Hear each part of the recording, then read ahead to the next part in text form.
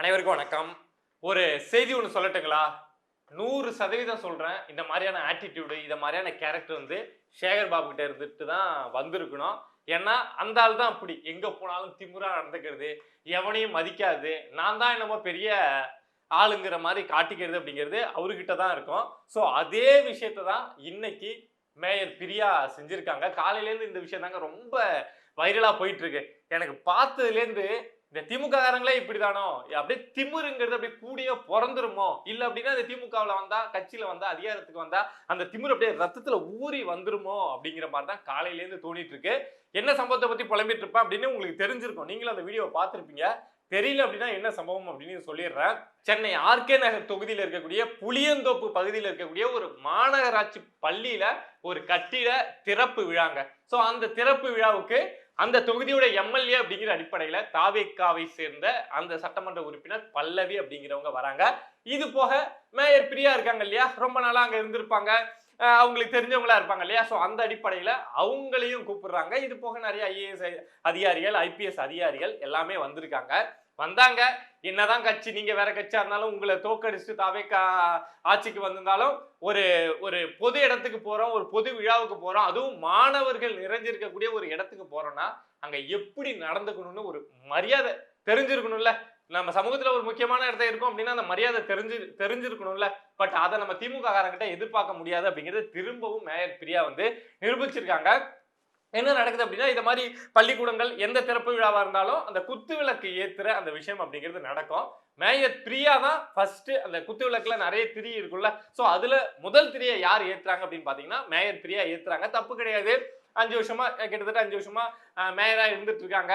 அந்த மாநகராட்சி கட்டடம் அங்க வர்றதுக்கு அவங்க கூட ஒரு காரணமா இருந்திருக்கலாம். அந்த அடிப்படையில ஒரு எம்எல்ஏவை விட அந்த தொகுதி எம்எல்ஏ பல்லவி அங்க வந்திருக்காங்க. பட் அவங்க இப்பதான் வந்தாங்க. அந்த கட்டடத்துக்கு இவங்களுக்கு சம்பந்தமே இருக்காது. ஒரு மரியாதை அடிப்படையில தான் கூப்பிட்டுருக்காங்க. சோ அதனால அந்த பல்லவிக்கு முக்கியத்துவம் கொடுக்கறத தாண்டி மேயர் பிரியாவுக்கு முக்கியத்துவம் கொடுத்து முதல் திரிய பிரியா ஏத்துறாங்க. அதுல நம்ம எந்த விஷயமும் சொல்லல. ஆனா அடுத்த திரி யார் யார் ஏத்துறது அப்படிங்கிற பிரச்சனை வரும்ல. அப்ப மேயர் பிரியாவே என்ன பண்றாங்க அப்படின்னா, அந்த ஏத்திட்டு அடுத்து ஏத்த வேண்டியது இருக்கும்ல. சோ அந்த மெழுகுவத்திய வச்சு தான் ஏத்துவாங்க, பார்த்திருப்பீங்க. அந்த மெழுகுவத்திய பல்லவி அவங்க சட்டமன்ற உறுப்பினர் அவங்க கையில வந்து கொடுத்துட்டாங்க. அவங்களும் கையில வாங்கிட்டாங்க.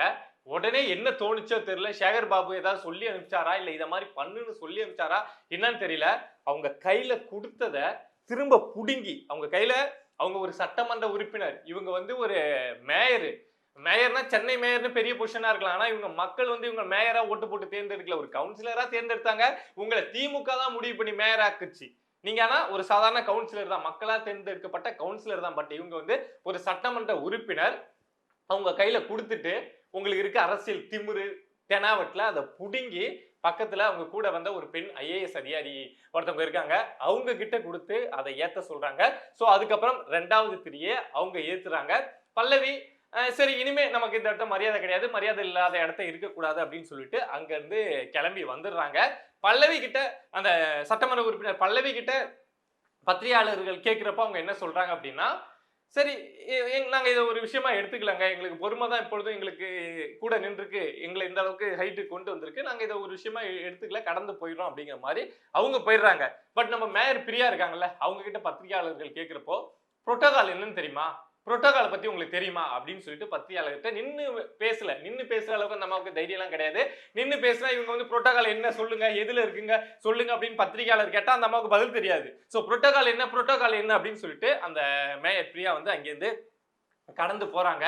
திமுக அப்படிங்கிறது ஒரு கட்சி தானே, கட்சியில ஒரு நபரா இருந்தா என்ன வேணாலும் பண்ணலாமா, பொது இடத்தை என்ன வேணாலும் நடந்துக்கலாமா, நீங்க எவ்வளவு திமிரா வேணாலும் காட்டலாமா, என்ன அப்படியே ரத்தத்திலேயே ஊறிடுமா, இல்ல நீங்க பரம்பரையா சென்னையோட மேயரா, இல்ல பரம்பரையா சேகர் பாபு அமைச்சராவே இருந்துருவாரா? இப்பதான் கழட்டி உட்கார வச்சிருக்காங்கல்ல, சட்டையை கழட்டி, அமைச்சரும் கிடையாது, ஏதோ தப்பி தவறி எம்எல்ஏ ஆயிட்டாரு, உட்கார வச்சிருக்காங்கல்ல. சோ அந்த திமிருத்தனத்தை என்ன இங்க வந்து பொது இடத்துல மாணவர்கள் மத்தியில காட்டுறது அசிங்கமா இல்ல?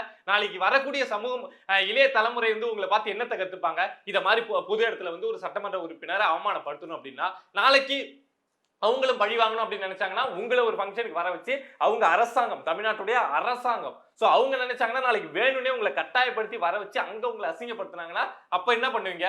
இந்த திமுக இருக்குல்ல, நீங்க ஆட்சி அதிகாரத்தை எழுந்ததுக்கு இங்க இருக்கக்கூடிய அமைச்சர்களுடைய திமிருத்தனம் எவ்வளவு முக்கியம் அப்படின்னு தெரியும். அவன் அங்கங்க போனா எகத்தாளமா பேசுறது, லெஃப்ட் ஹேண்ட்ல டீல் பண்ற மாதிரி மக்களை டீல் பண்றது, ஓசின்னு திட்டுறது, ஜாதி பேரை சொல்லி திட்டுறது அப்படிங்கிறது முக்கிய காரணம். உங்களுடைய மூத்த அமைச்சர்களுடைய திமிர்த்தனம் தான் நீங்க ஆட்சி இழந்ததுக்கு ஒரு முக்கிய காரணம் அப்படின்னு எல்லாருக்கும் தெரியும். சரி, மூத்த அமைச்சர்கள் தான் இப்படி இருக்காங்க, அடுத்து வர திமுக நெக்ஸ்ட் ஜெனரேஷன்ல இருக்கக்கூடிய இந்த செட்டு பீப்புளாவது கொஞ்சம் ஏதாவது பொலைட்டா நடந்துப்பாங்க, மக்களை மதிப்பாங்க அப்படின்னு பார்த்தா இந்த அம்மா ஒரு சட்டமன்ற உறுப்பினரையே மதிக்க மாட்டேங்குது. இந்த விஷயத்தை பொறுத்த வரைக்கும் மேயர் பிரியா செஞ்சது 100% தப்பான விஷயம், திமிரான விஷயம், தெனாவட்டான விஷயம். அடுத்து என்ன ஒரு விஷயம் அப்படின்னா, நீ காலையில நம்ம ஒரு வீடியோ வந்து எக்ஸ்க்ளூசிவா போட்டிருந்தோம். பட் இப்போதான் தமிழ்நாட்டு மீடியாக்கள் நிறைய பேர் வந்து அதை பேசிட்டு இருக்காங்க. என்ன அப்படின்னா, சென்னையில இருக்கக்கூடிய மின் வாரிய தலைமையகத்துல வந்து 10 ஹார்ட் டிஸ்க் வந்து மிஸ்ஸிங். அது சம்பந்தமா 2 அதிகாரிகள் கிட்ட நேற்று இரவுல 10 மணி வரைக்கும் விசாரணை போயிருக்கு அப்படிங்கிற விஷயத்த நம்ம காலையிலே பிரேக் பண்ணிருந்தோம். பட் இப்போ எல்லா மீடியாக்களும் அதை எடுத்து பேசிட்டு இருக்காங்க. அதுல என்ன அப்டேட் கிடைச்சிருக்கு அப்படின்னா, இதை வந்து காவலர்களை வச்சு விசாரிக்கிறோம், லஞ்ச ஒழிப்புத்துறையை வச்சு விசாரிக்கிறோம் அப்படிங்கிறத தாண்டி அதோட இந்த விசாரணையை நிறுத்தி கொள்ளாம மின்சாரத்துறை அமைச்சரா இருக்கக்கூடிய சிடிஆர் நிர்மல்குமார் இருக்கார் இல்லையா, அவரே மின்வாரிய தலைமையகத்துக்கு போயிட்டு அங்க இருக்கக்கூடிய அதிகாரிகள் கிட்ட விசாரணை அப்படிங்கிறத நடத்தியிருக்காரு. இது ஒரு வரவேற்கத்தக்க விஷயம். ஏன் அப்படின்னா, நீங்க ஒரு காவலரை வச்சு விசாரிக்கிறப்போ இல்ல லஞ்ச ஒழிப்புத்துறையை வச்சு விசாரிக்கிறப்போ அது ஒரு விசாரணை மாதிரி இருக்கும். ஆனா ஒரு அமைச்சரே அங்க இறங்குறாரு, களத்துக்கு வராரு அப்படின்னா அந்த லஞ்ச ஒழிப்புத்துறை அதிகாரிகள் இருக்காங்கல்ல, காவலர்கள் இருக்காங்கல்ல, அவங்களுக்கே ஒரு அழுத்தம் கிரியேட் ஆயிடும். இந்த விஷயத்தை நம்ம கண்டுபிடிச்சே ஆகணும், இல்லைன்னா நம்மளுடைய பதவிக்கு பிரச்சனை வந்துடும் அப்படிங்கிற அளவுக்கு ஒரு அழுத்தம் கிரியேட் ஆயிடும். சோ ஒரு அமைச்சரே ஒரு விஷயத்துல நேரடியா இன்வால்வ் ஆகுறப்போ கண்டிப்பா அதுல இருக்கக்கூடிய அதிகாரிகள் நேர்மையா வேலை செஞ்சு ஆகணும் அப்படிங்கிற ஒரு கட்டாயத்துக்கு தள்ளப்படுவாங்க. இது ஒரு விஷயம். அடுத்த விஷயம் என்ன அப்படின்னா, அந்த 10 ஹார்ட் டிஸ்க் மிஸ் ஆச்சு இல்ல, அது எவ்வளவு முக்கியமான ஹார்ட் டிஸ்கா இருந்தா, அந்த திமுக பத்தி எவ்வளவு முறைகேட்ட பேசக்கூடிய விஷயமா இருந்தா ஒரு அமைச்சர் இதுல முக்கியத்துவம் கொடுத்து, இப்ப கொஞ்ச நாளைக்கு முன்னாடிதான் மின்வாரிய தலைமையகத்துக்கு சிடிஆர் நிர்மல்குமார் போயிட்டு வந்தாங்க. பட் இப்போ ஹார்ட் டிஸ்க் மிஸ் ஆச்சு அப்படிங்கிற இந்த விஷயம் வைரல் ஆனதுக்கு அப்புறம் திரும்ப இப்ப போயிருக்காங்க அப்படின்னா அது எவ்வளவு முக்கியமான ஹார்ட் டிஸ்க் அப்படிங்கிறத யோசிச்சு பாருங்க. திமுக இத மாதிரி தில்லுமுள்ள பண்ணுவாங்க தான், அது வந்து நமக்கு புதுசு கிடையாது, நம்ம கேள்விப்படாத விஷயம் கிடையாது. அவங்க பண்ணாதத அவங்க இப்ப பண்ணல, இத மாதிரி பண்ணுவாங்க தான். அவங்க 5 வருஷமா செஞ்சு அடிச்ச ஊழல், கொள்ளை, இதுல இருந்து தப்பிக்கிறதுக்கு என்னென்ன பண்ண முடியுமோ, ஹார்ட் டிஸ்க கிடையாது, இருக்கக்கூடிய சிஸ்டத்தை கூட எல்லாத்தையும் வந்து தூக்கிட்டு போய் வச்சு கரூர்ல வச்சு பொழைச்சாலும் புதைப்பாங்க. அத மாதிரி பண்ணுவாங்க தான். சோ தப்பிக்கணும் அப்படிங்கிறதுக்காக இந்த சொல்லுவாங்கல்ல, சீப்பை மறைச்சு வச்சுட்டா கல்யாணம் நின்றுடும் அப்படின்னு யோசிப்பாங்கல்ல, சோ அத மாதிரி இந்த ஹார்ட் டிஸ்க தூக்கிட்டா நம்ம தப்பிச்சிடலாம் அப்படின்னு சொல்லிட்டு மின்சாரத்துறையை தன்னுடைய கையில வச்சிருந்த செந்தில் பாலாஜி நினைச்சிருக்காரு அப்படின்னு நினைக்கிறேன். முழு தகவல் கிடைச்ச உடனே நான் உங்ககிட்ட வந்து ஷேர் பண்றேன். இவங்களை விடக்கூடாதுங்க, இவங்க என்ன பண்றாங்களோ எல்லாத்தையும் கொண்டு வந்து மக்கள்கிட்ட எக்ஸ்போஸ் பண்ணி இவங்க இத மாதிரியான ஆளுங்க அப்படிங்கிறத நம்ம காட்டி கொடுத்தே ஆகணும். அதுக்காக தான் இத மாதிரி விஷயங்களை தேடி பிடிச்சி எடுத்துட்டு வந்து இங்க பாருங்க என்ன பண்றாங்க. அரசாங்கத்திட்ட இருந்த ஒரு 10 ஹார்ட் டிஸ்க திமுக நபர்கள் ஆளை வச்சு அதிகாரியை வச்சு திருடி இருக்காங்க அப்படிங்கிற விஷயத்த நான் உங்ககிட்ட வந்து சொல்லிட்டு இருக்கேன். இந்த விஷயத்த நம்ம காலையிலேயே ஒரு வீடியோல பேசியிருந்தோம், எக்ஸ்க்ளூசிவா பேசியிருந்தோம். பட் இப்போ தமிழ்நாடு பேச ஆரம்பிச்சிருக்கு, ரொம்ப சந்தோஷம். இத மாதிரி நம்மளை சுத்தி நடக்கக்கூடிய விஷயங்களை நீங்க தெரிஞ்சுக்கணும் அப்படின்னு நினைச்சீங்கன்னா மறக்காம பிரபா டாக்ஸ் சேனலை சப்ஸ்கிரைப் பண்ணி சப்போர்ட் பண்ணுங்க. நன்றி.